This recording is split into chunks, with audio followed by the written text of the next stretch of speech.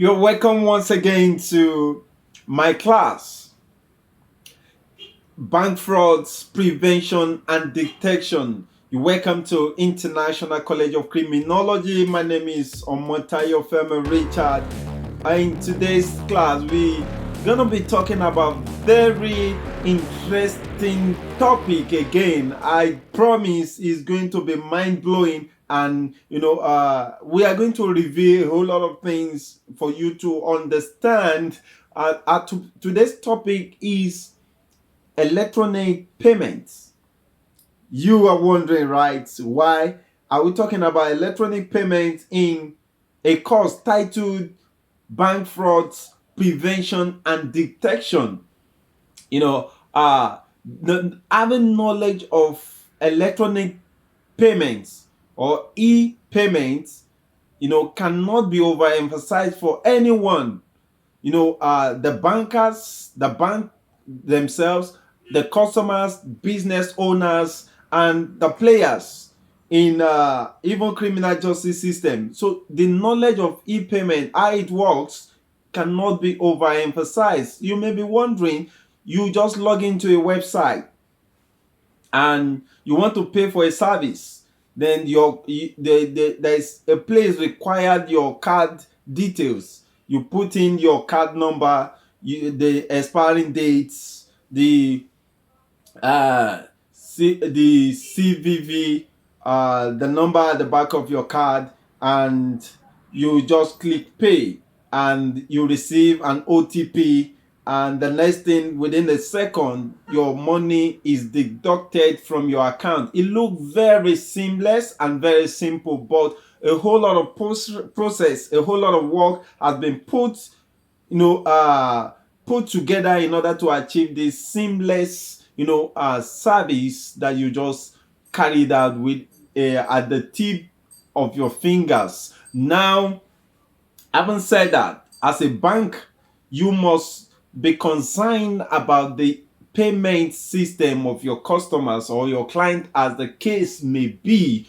That is why we are talking about this very important topic in a course like this. Now, what is electronic in the first place? When you see a two component together, let's separate it so that we can understand it clearly. Now we have electronic and we have payment. That is e-payment. Now, what is electronic? Electronic is a device that uses microchips or transistors, vacuums, semiconductors, conductors, to direct the flow of current.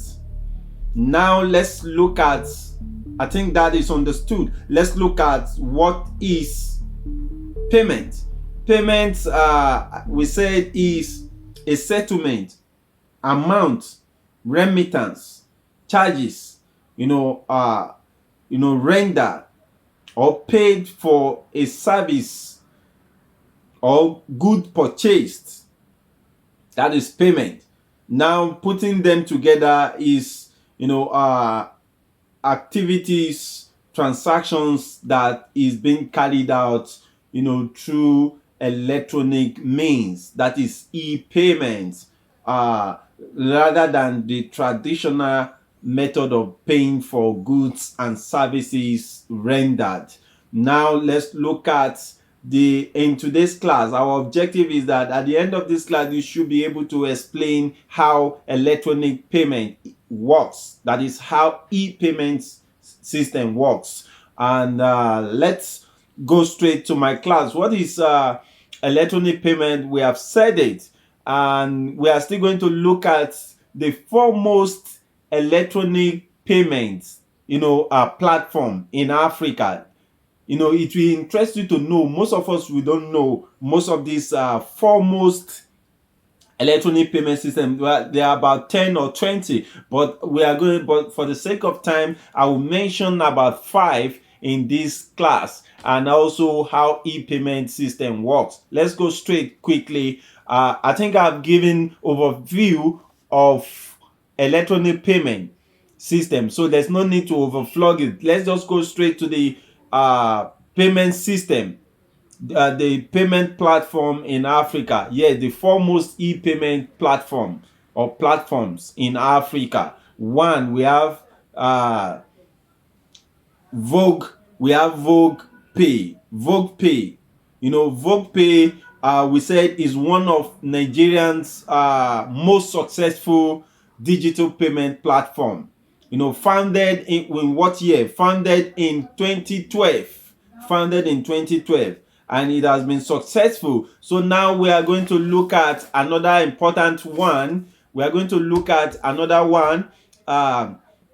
Number two, payment platform in Africa, e-payment platform, is what we call SnapScan. SnapScan is from South Africa, and we also have Yoko. Yoko is also from South Africa. It's a payment system that has been popular in South Africa. Yoko, and we also have Paystack. Paystack is a Nigerian-based payment platform which they have been successful.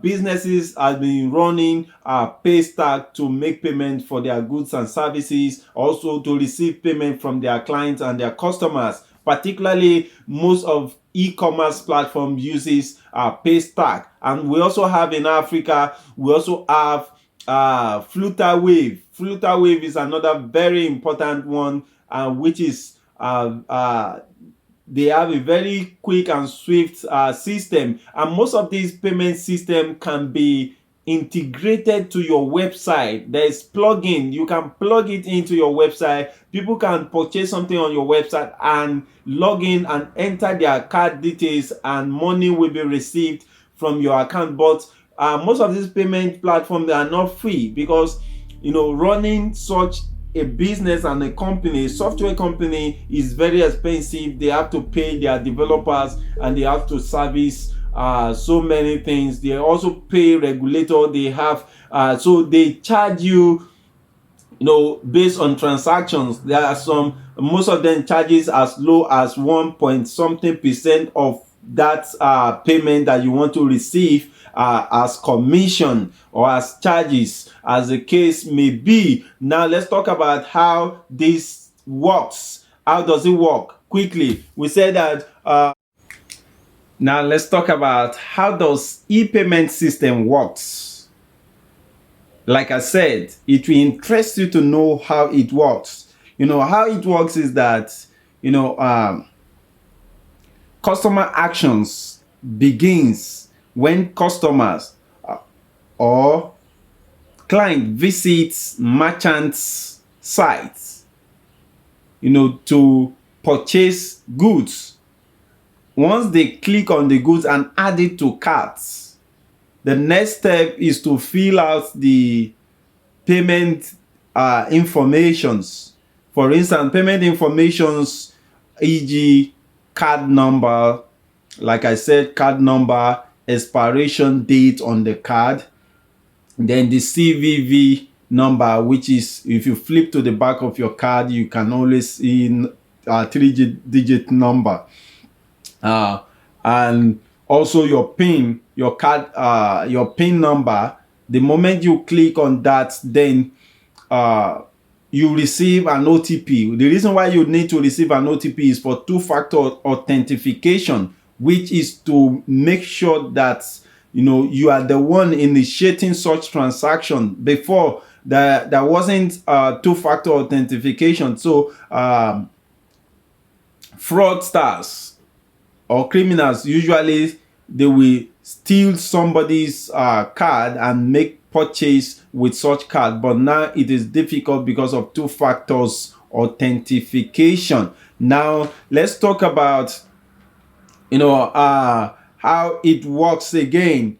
Let's talk about the best practices for secured e-payment systems. The best practices for secured e-payment system. We must consider this, not like the internet, that we do not make, or the people who developed internet do not have security at the back of their mind, but people who developed payment system had security at the back of their minds, and they put out some guidelines and policies that can help you secure the payment system. Let's look at them. One, you must, the developers, the e-payment developers must consider what we call match the IP and the billing address information.